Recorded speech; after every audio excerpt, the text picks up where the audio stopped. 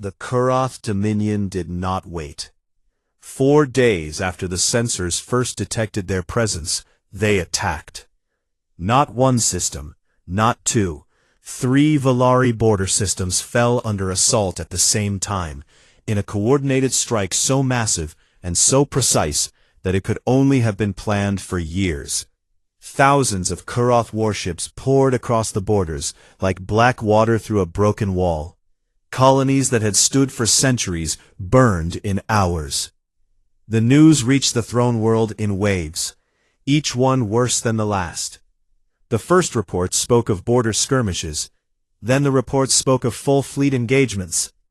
Then the reports stopped coming from 2 of the 3 systems entirely. And that silence was the loudest sound the Valari court had ever heard. Emperor Taesun sat in his war chamber, surrounded by holographic displays that showed the state of his empire in terrible detail. Red markers covered the border regions, each one representing a Kurath fleet, an active battle, or a destroyed outpost. The blue markers of the Valari fleets were scattered and thin by comparison. General Wanshik stood at the central table, his face tight with controlled fury. He had already deployed the first fleet to the nearest border system, and was preparing the third fleet for a counterattack along the secondary front. His voice was steady, but Yuna could hear the edge beneath it. This was not the kind of war Wanshik had trained for.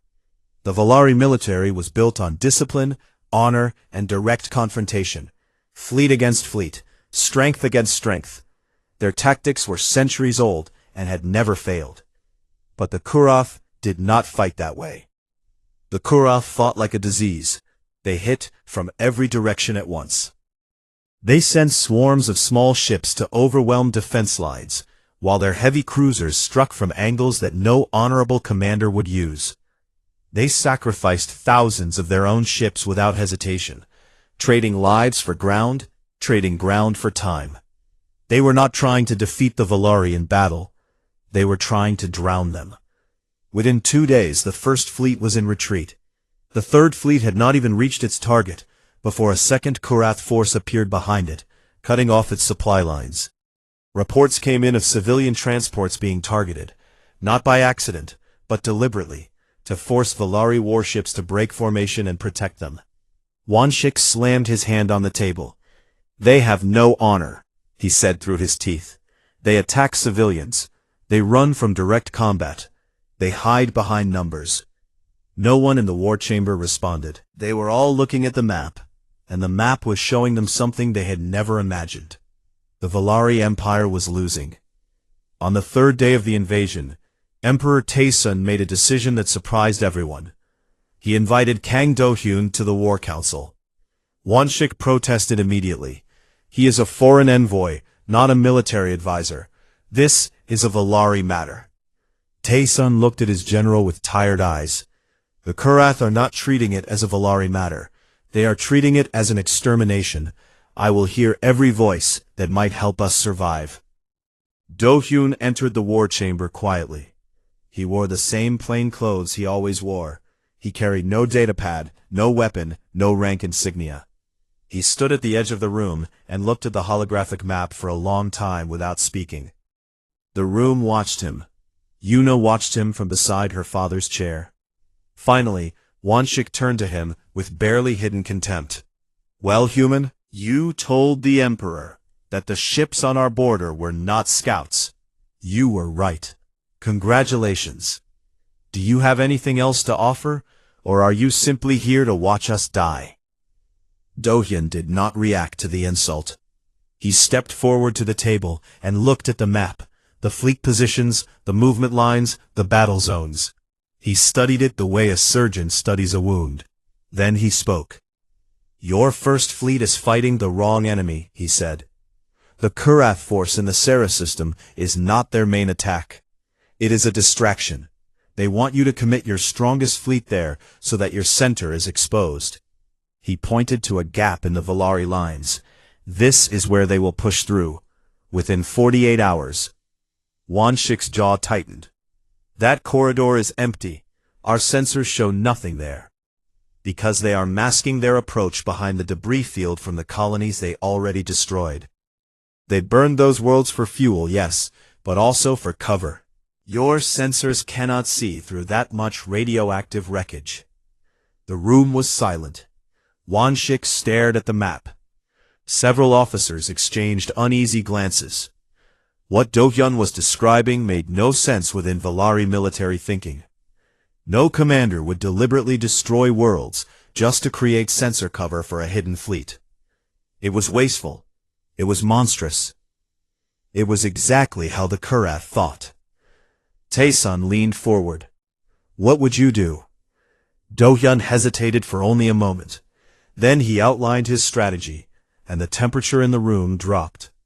He proposed an immediate withdrawal from 2 of the 3 contested border systems. Full retreat. Abandon them. Let the Kurath take them.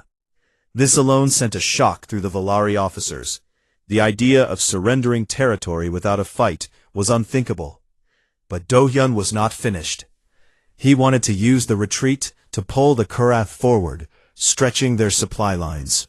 He wanted to evacuate the civilian populations loudly, making sure the Kurath knew the evacuations were happening, because the Kurath would not be able to resist chasing defenseless targets.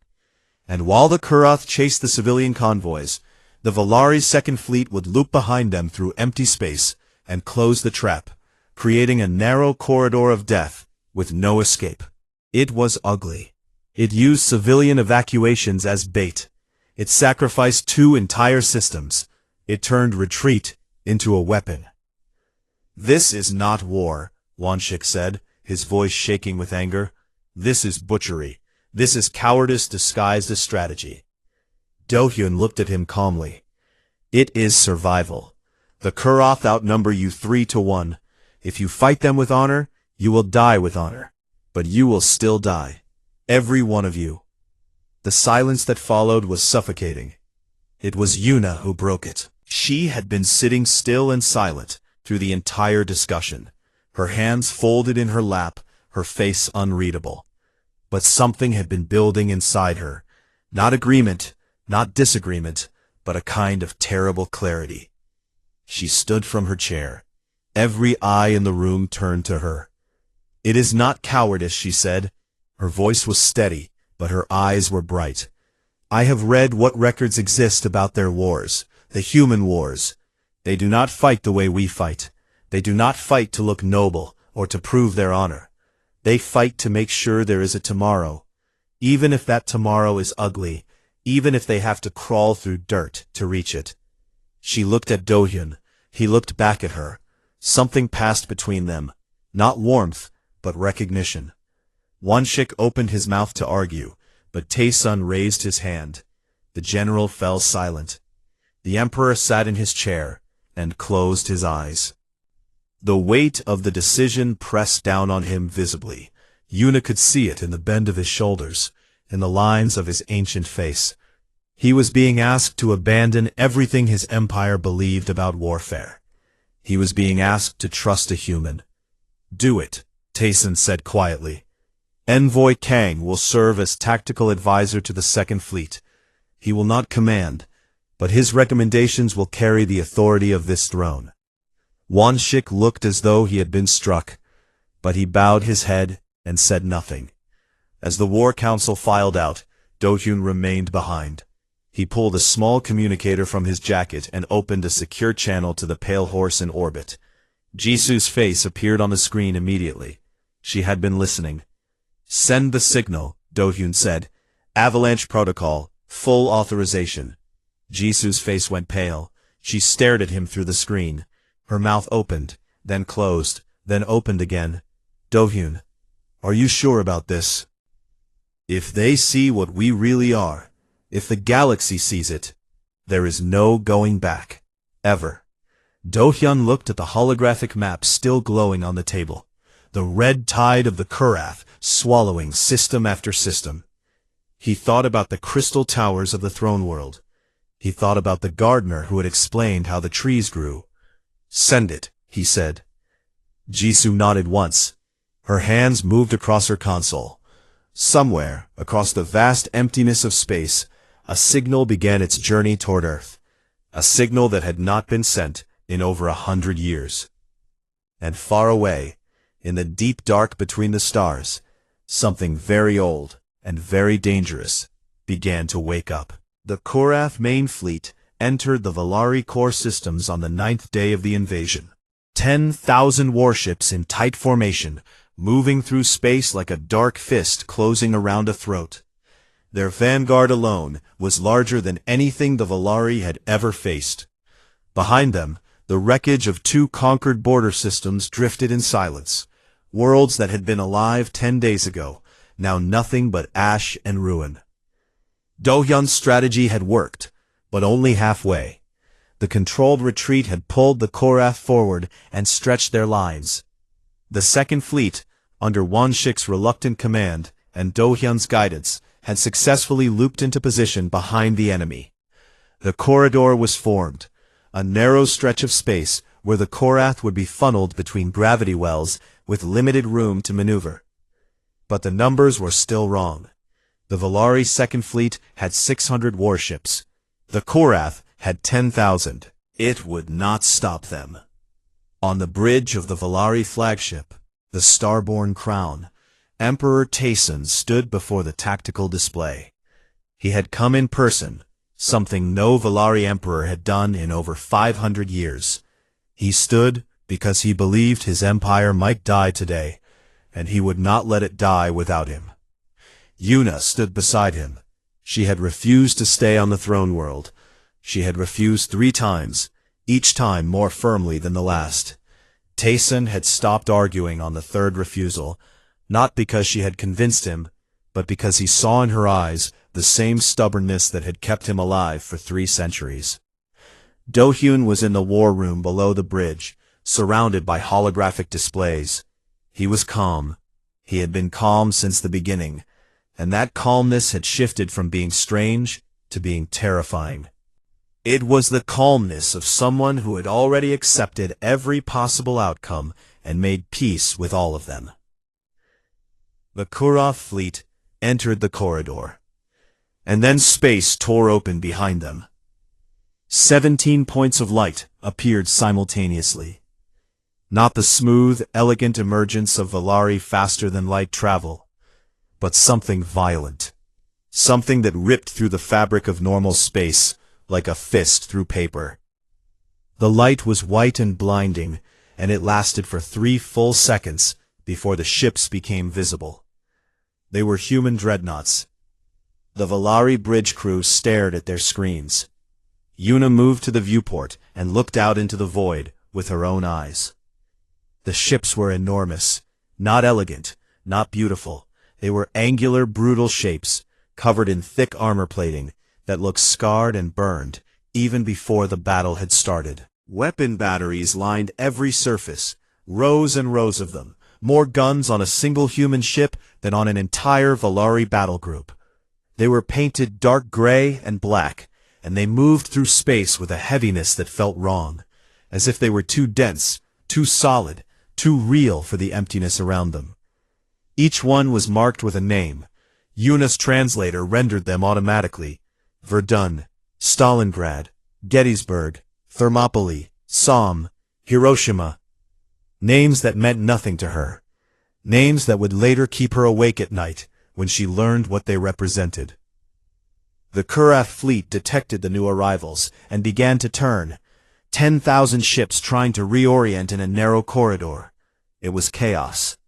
Their formation broke into clusters as different commanders made different decisions. Some turned to face the humans. Some tried to push forward through the Valari line. Some simply stopped, confused by an enemy that had appeared from nowhere.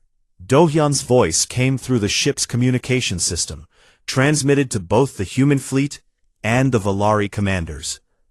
It was the same quiet, steady voice he always used. But now it carried something new. A weight, an authority, a coldness that made Yuna's skin tighten.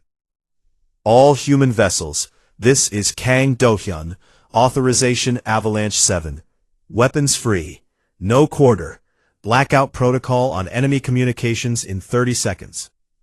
And then the humans showed the galaxy what they were. The first thing they killed was sound. Electronic warfare systems aboard the human dreadnoughts sent out a pulse that shattered every Karath communication frequency simultaneously. 10,000 ships went deaf and blind to each other in a single heartbeat. The Karath were no longer a fleet. They were 10,000 individual ships, alone in the dark. Bays along the sides of each dreadnought opened, and drones poured out. Not hundreds, not thousands, but millions. Tiny, fast, autonomous machines that spread through the corridor like a cloud of metal insects. They attached themselves to Karath hulls and detonated in precise patterns, targeting engines, weapon systems, and shield generators with surgical accuracy. The third thing they used was gravity. 3 of the human dreadnoughts moved into a triangle formation and activated something that the Volari sensors could not identify. Space itself seemed to bend. The Karath ships in the center of the corridor were pulled inward, their formations collapsing as an artificial gravity well dragged them together like fish caught in a net. And then the human fleet fired. Every weapon on every dreadnought opened up at the same time. The darkness of space turned white. Beams of energy, kinetic slugs the size of buildings, missile salvos that spread like deadly flowers. All of it concentrated on the compressed mass of Kurath ships caught in the gravity trap. The destruction was absolute. Yuna stood at the viewport and watched ships die by the hundreds. Kurath warships, vessels that had conquered entire civilizations, crumpled like paper. Explosions bloomed in silence, one after another. So many that they merged into a continuous wall of fire that stretched across the entire corridor. The viewport's automatic filters darkened again and again, trying to compensate for the brightness. She could not look away. The Kurath tried to fight back. They were not cowards. They were killers, and killers do not surrender easily. Groups of Kurath ships broke free from the chaos and charged the human dreadnoughts directly, firing everything they had. Human ships took hits. Atmosphere vented into space in white plumes. 2 human dreadnoughts were destroyed in the first 2 hours. The human fleet did not slow down. It did not hesitate. It did not mourn. If anything, the loss made them fight harder, as if every destroyed ship was a debt that had to be repaid immediately and with interest. The remaining 15 dreadnoughts closed formation and pushed deeper into the Kurath fleet with a fury that made the Volari officers on the bridge stop speaking entirely. In the 3rd hour, a human dreadnought, the one named Stalingrad, took a direct hit to its main reactor. Its hull split open along the center, and fires burned through its corridors. Any sane commander would have ordered an evacuation. Instead, the Stalingrad turned toward the largest remaining Kurath carrier, a massive command ship bristling with weapons, and accelerated to full speed. Yuna understood what was happening a full 10 seconds before it happened. Her hand went to her mouth. The Stalingrad rammed the Kurath command carrier at full velocity. The impact was beyond anything the Volari had words for. The human dreadnought drove itself into the heart of the enemy ship like a spear, and then its reactor went critical. The explosion consumed both ships. The shockwave destroyed 43 Kurath escorts that had been clustered around their command carrier. A sphere of white fire expanded in silence, turning metal into vapor and vapor into nothing. Yuna was trembling. Her hands shook against the viewport glass. She was not trembling from fear, or not only from fear. She was trembling from the weight of understanding that was crashing down on her like a wave. Humans were not a young species stumbling through the stars. They were not primitive. They were not weak. They were a species that had been at war for 10,000 years. Not with aliens, not with monsters, but with themselves. They had invented every weapon, survived every horror, endured every kind of destruction that a thinking mind could create. And they had survived it. All of it, again and again and again. Every tactic the human fleet used, every weapon, every doctrine, it had all been built to fight other humans. The Kurath were facing a military that had been designed to defeat the most creative, persistent, and dangerous enemy in the galaxy, humanity itself. She looked down at the war room through the internal cameras. Do-hyun stood at his console, issuing orders with the same quiet voice. His face was calm, his hands were steady. He looked exactly the same as the man who had walked into the throne room in plain clothes and bowed politely. And Yuna finally understood. The plain clothes, the soft voice, the patience, the humility. None of it was weakness.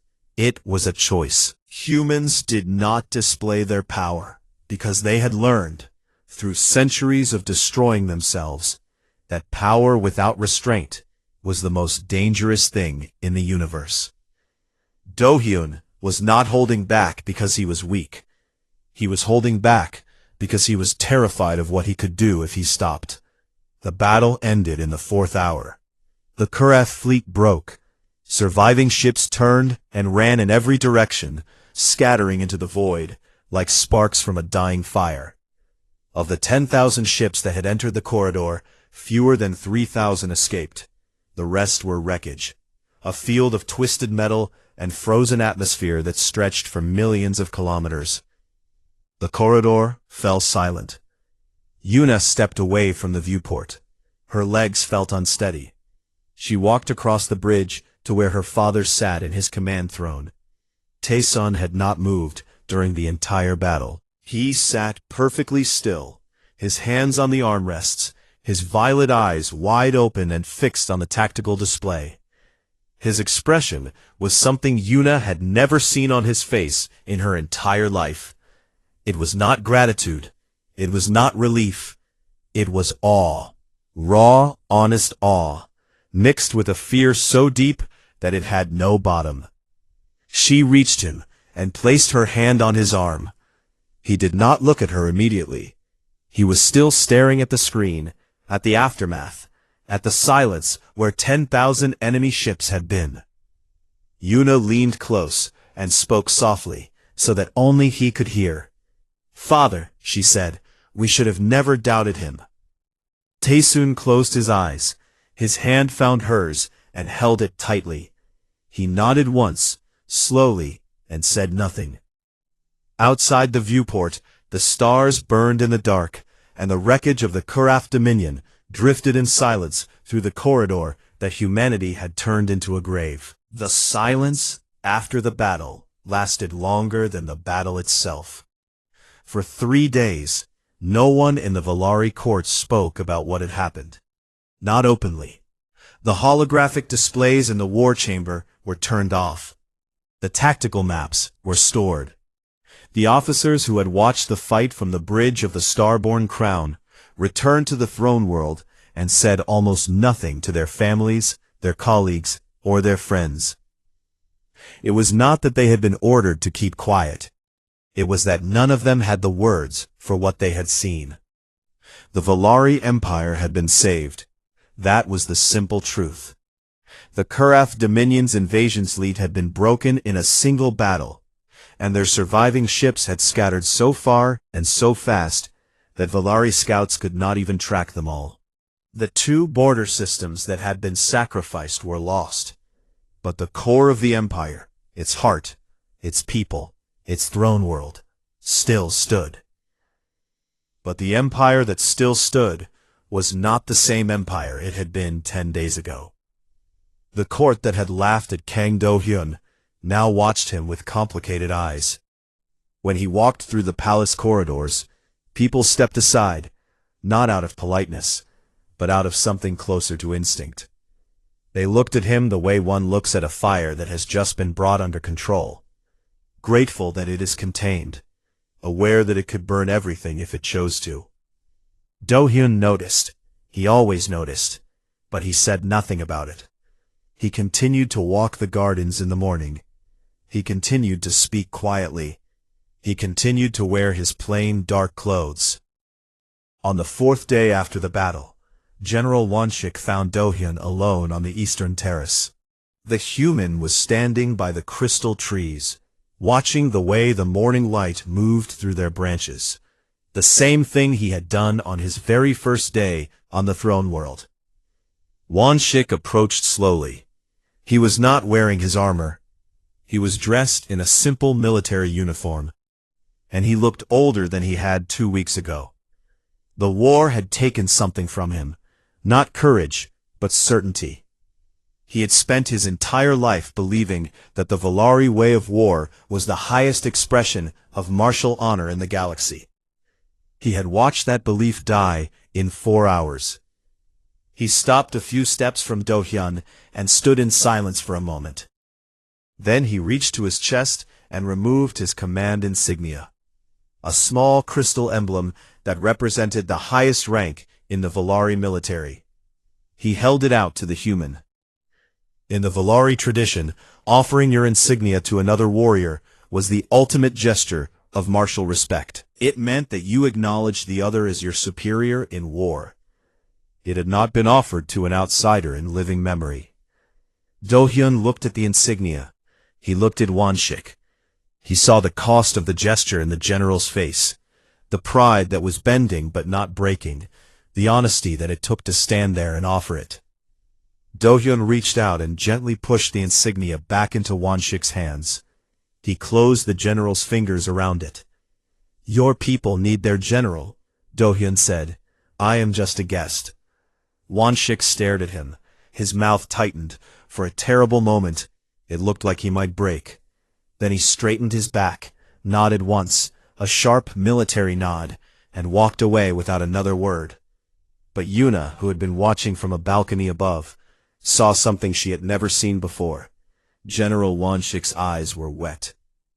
Later that same day, Emperor Taesun summoned Dohyun to his private chamber. It was a small room compared to the throne hall.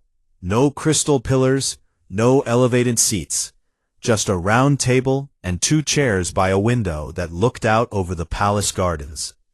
It was where Taesun went when he wanted to be a person instead of an emperor. They sat across from each other. Tea was served, a Valari custom for conversations that mattered. For a while, neither of them spoke. Taesun poured the tea slowly, his ancient hands steady, despite everything. "I would like to propose a full alliance between the Valari Empire and Earth," Taesun said at last. "Not a pact of convenience, a true binding treaty. Your people saved mine. I owe you a debt that I do not know how to repay." Dohyun held the warm cup between his hands and looked into the pale liquid. "You owe us nothing. We did what was right." "That may be true, but I must be honest with you, Envoy Kang.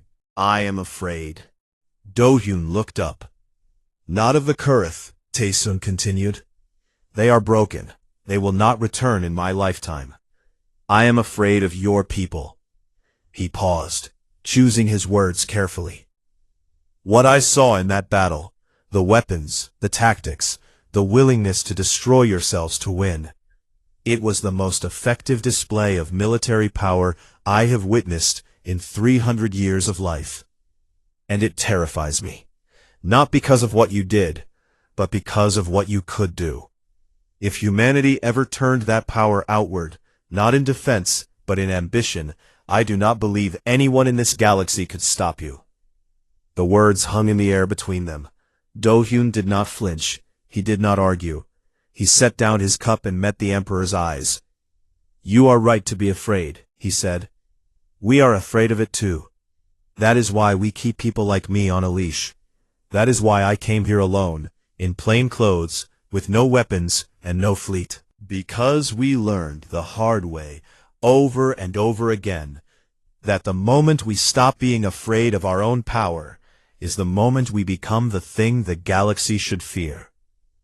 Taesun studied him for a long time. Then something shifted in his expression.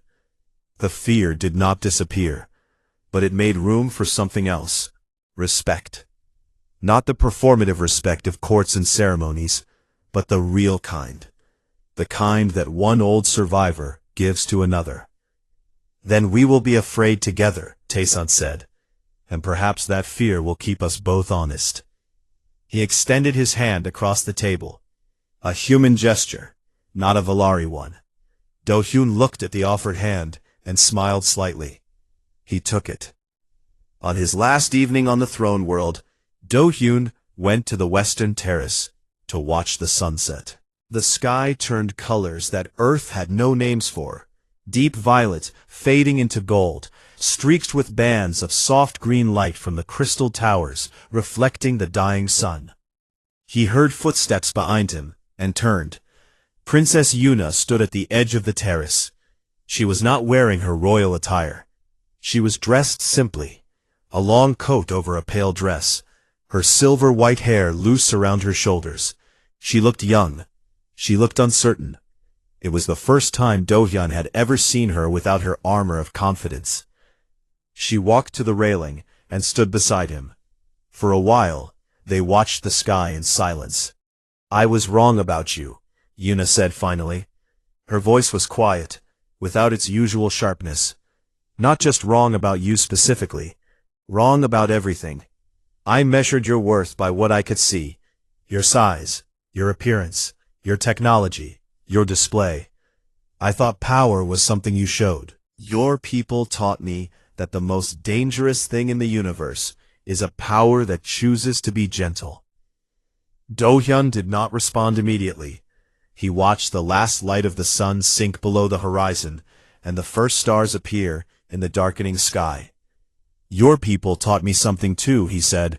"Humans are good at surviving. We are good at enduring. But sometimes we forget that survival is not enough. Your people built crystal towers that reach for the stars. You made beauty the foundation of your civilization. That takes a kind of courage that my people, with all our scars, sometimes forget exists." Yuna looked at him. A last golden light caught her eyes, and for a moment they were not violet, but something warmer. She reached into her coat and took out a small object, a crystal shard no larger than a finger, glowing faintly with an inner light that pulsed like a slow heartbeat. She held it out to him. "This is a trust shard. It is given to someone the royal house considers worthy of its bond. It has not been given to an outsider in over 1,000 years." Do-hyun looked at the crystal. He looked at Yuna. He took it carefully, holding it in his palm, feeling its warmth. "Thank you," he said. And he meant it with everything he had. The next morning, Do-hyun walked through the palace one last time. He nodded to the guards who had once ignored him. He stopped by the gardens and touched the bark of a crystal tree. He bowed to the servants who watched him pass. The shuttle took him up to the pale horse. Jisoo was waiting on the bridge, arms crossed, one eyebrow already raised. She saw the crystal shard in his hand as he came through the airlock. "What is that?" she asked. Do-hyun looked at it, turning it slowly in his fingers. The light inside pulsed gently. He put it in his jacket pocket, close to his chest. "Let us go home." Jisoo gave him a long look, the kind of look that said she knew exactly what it was and was choosing not to push. She turned to her console. "Course set for Earth. Ready when you are. Go." The pale horse broke orbit and turned toward the stars. Its single engine flared blue against the black, and then it was gone. A small, unremarkable ship carrying an unremarkable man, disappearing into the vast emptiness between worlds. On the throne world below, Yuna stood on the western terrace and watched the ship shrink into a point of light and then vanish. She stayed there even after it was gone, her hands on the railing, the wind moving through her hair. Her father's footsteps sounded behind her. Taesun joined her at the railing, his robes moving softly in the breeze. He looked out at the sky where the human ship had been. "What are you thinking?" he asked. The stars were bright above them. Thousands of them. Millions. Each one a sun with worlds of its own. Somewhere out there, across all that distance, a species that had nearly destroyed itself 100 times over was standing guard. Not for glory, Not for power, not because anyone had asked, but because they had looked into the darkness between the stars and decided that someone should keep watch.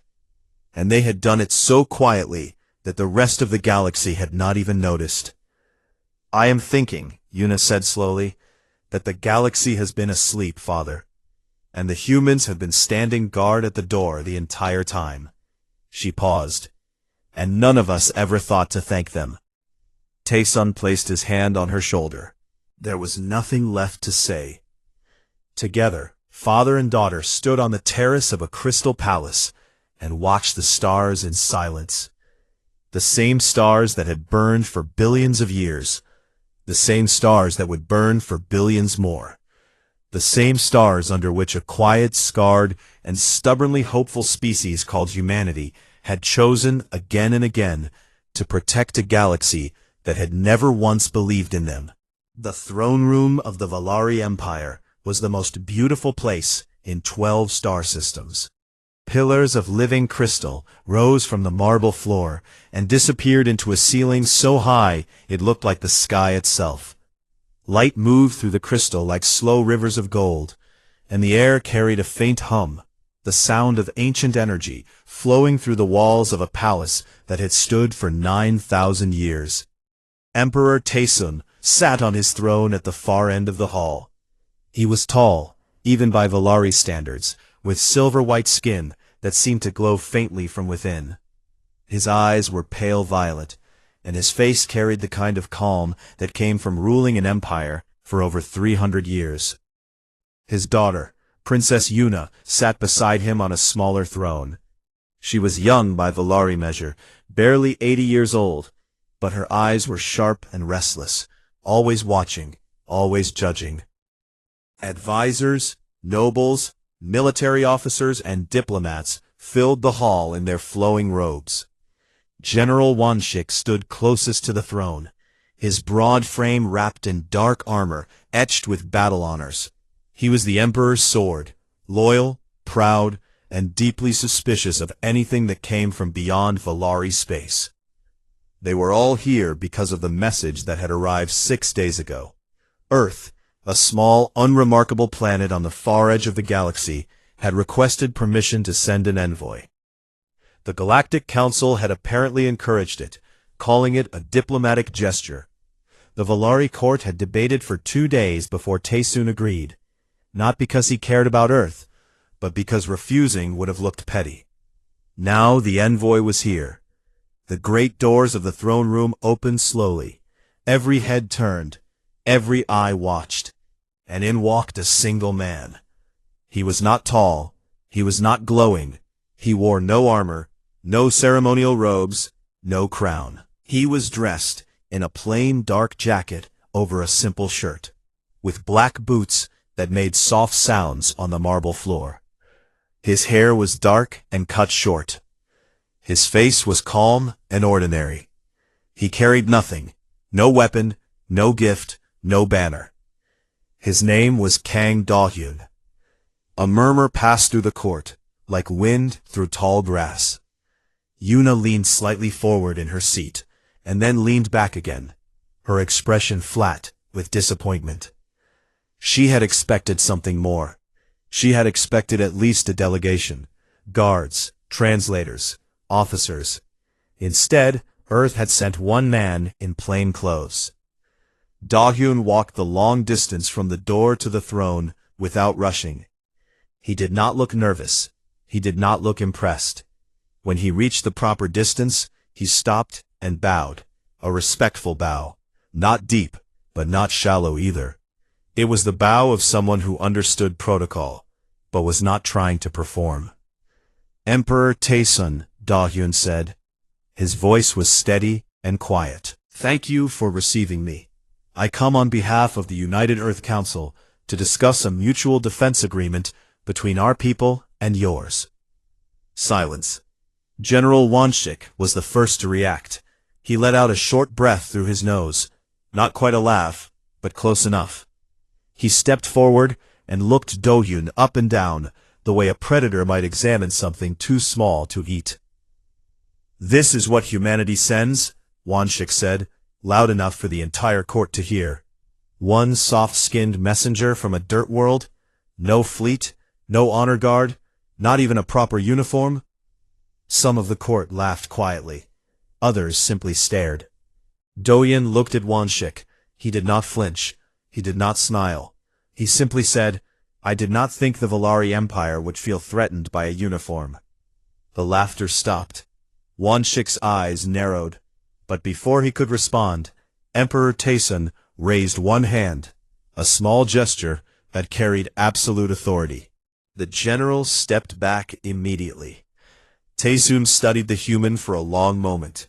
His violet eyes moved slowly across Dohyun's face, his posture, his hands. There was something in the Emperor's gaze that was different from the rest of the court. He was not dismissing the human. He was reading him. "You are welcome in our court, Envoy Kang," Taesun said at last. "We will consider your proposal. You may stay for one full lunar cycle as our guest while we deliberate." Dohyun bowed again. "That is generous. Thank you." Taesun turned his head slightly toward Yuna. He did not speak, but she understood. She was being told to watch the human. It was not a compliment. It was a task, the kind you give to someone you trust to notice things others miss. After the formal reception, Dohyun was led to his quarters by a palace attendant. They walked through corridors of breathtaking beauty, walls of crystal that showed the stars outside, floors that reflected light in patterns that changed with every step. The attendant brought him to a room in the outermost wing of the palace, far from the royal chambers, far from the gardens, far from anything important. It was clean and comfortable, but the message was clear. He was not valued. Dohyun looked around the room, set his small bag on the bed, and said, "This is very nice. Thank you." The attendant blinked, clearly expecting a complaint. When none came, he bowed awkwardly and left. Up in orbit, aboard a single human cruiser called the Pale Horse, Tactical Officer Yoon Ji-soo watched her screens and shook her head. She had monitored the entire reception through Dohyun's communication link. She opened a private channel. "They put you in the servants' wing," she said flatly. "It has a window," Dohyun replied. "They laughed at you." "I know. And you are just going to take it?" "Yes." Jisoo sighed. She had known Dohyun for 11 years. She had seen him walk into worse places and come out the other side. She trusted him completely. But she did not enjoy watching people treat him like he was nothing. "Fine," she said. "I will be here if you need me." That night, Princess Yuna sat alone in her private study. The walls around her glowed softly with data screens, each one showing a different feed of galactic intelligence. She had decided to do what she always did when something bothered her: research it. She searched for humanity. She expected to find what everyone in the galaxy believed: a young species, barely 300 years into space travel, with a small fleet and no significant military power. The basic records confirmed this. Earth, one home system, a handful of colony worlds, no galactic conquests, no great wars of expansion. Unremarkable. But then she dug deeper.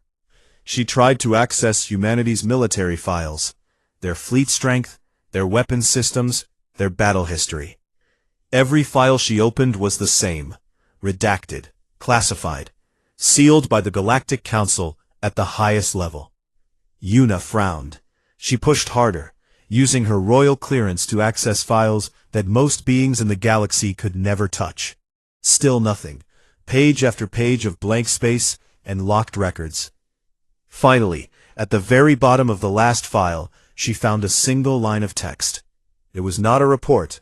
It was a warning label, the kind attached to species that the Council considered dangerous. It read, "Threat classification, pending review. Do not engage." Yuna stared at the words for a long time. She read them again, and then one more time. A species that everyone called weak, A species that sent one man in plain clothes. A species with almost every military record sealed. And a warning that said, "Do not engage." She closed the screen and sat back in her chair. Outside her window, the stars burned in silence. Somewhere among them, a single human cruiser hung in orbit, carrying a crew that the entire Valari Empire had already decided was beneath them. Yuna did not sleep well that night. The days that followed were slow and strange for Princess Yuna. Her father had given her a task, watch the human, and she took it seriously, even though she resented it. Being assigned to escort a foreign envoy was the kind of duty usually given to junior diplomats, not the emperor's daughter.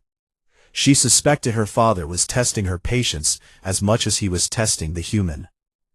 Kang Do-yun did not make it easy to dislike him. That was the most irritating part. He woke early every morning and walked through the palace gardens before the court was awake. Yuna followed at a distance the first time, watching him move between the crystal trees that grew along the eastern terrace. He stopped to study the way light passed through the branches. He asked a gardener, a low-ranking servant that most nobles never even looked at, how the trees were grown. The gardener, startled that anyone of importance was speaking to him. Do-hyun listened to every word as if it mattered. When Yuna formally joined him for the day's schedule, she tried to control the conversation. She asked him about Earth's history, expecting stories of violence and barbarism. Every species in the galaxy knew that humans had spent most of their existence at war with each other. It was the main reason no one took them seriously. A species that could not even stop fighting itself was hardly a threat to anyone else. Do-hyun did not deny it.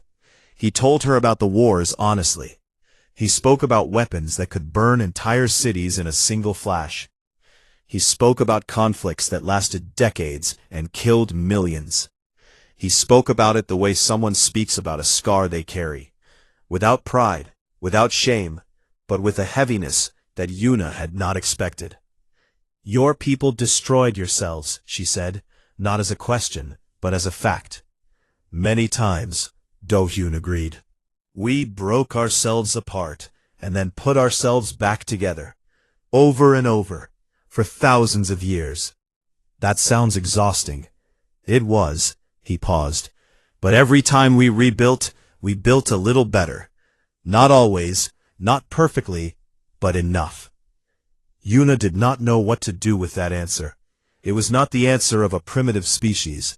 It was the answer of something that had been through fire so many times that the fire itself had become ordinary. She reported to her father that evening. "The human is harmless," she said. "Philosophical, but harmless." Taesoon looked at her with his ancient violet eyes and said nothing. His silence made her feel less certain than her own words. 3 days later, General Wonshik arranged what he called a cultural demonstration in the palace training arena. He invited the court to watch a display of Valari martial skill. It was a transparent excuse to humiliate the human, and everyone knew it, but no one objected. Wonshik was the emperor's general, and his hatred of the human envoy was no secret. The arena was a wide, circular space, with a floor of polished stone, and viewing balconies rising on all sides. Hundreds of courtiers gathered. Yuna took her place on the royal balcony beside her father. Do-hyun stood at the edge of the arena floor, hands at his sides, looking like a man who had accidentally wandered into the wrong room. Wonshik stood in the center and spoke loudly. "In the Valari Empire, we believe that a species reveals its nature through combat. We would be honored if our human guest would participate in a friendly match." The word friendly carried no warmth whatsoever. A young Valari warrior stepped forward. His name was Hyunsik, and he was one of the finest junior fighters in the military. He stood nearly 2 meters tall, with the lean, powerful build common to Valari soldiers. His reflexes were enhanced by generations of genetic refinement. He moved like water. Do-hyun looked at Hyunsik. Then he looked at Wanshik. Then he nodded. All right. A murmur went through the crowd. Yuna leaned forward slightly. The two fighters faced each other. Hyunsik dropped into a fluid combat stance. Elegant, precise, trained over decades. Do-hyun simply stood with his feet apart and his hands open at his sides. He looked relaxed. He looked like he was waiting for a bus. The signal was given. Hyunsik moved fast. Valari fast.